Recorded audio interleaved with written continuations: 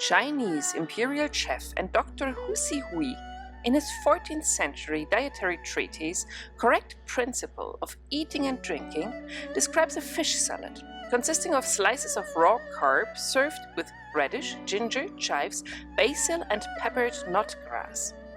Hu Sihui had risen to the Emperor Buyantu Khan's favor after curing his ailments with soups. He was the first to accurately describe deficiency diseases as well as an early recipe of the famous Beijing Duck. These days, raw fish salad is a popular treat on the 7th day of the Chinese New Year's festival.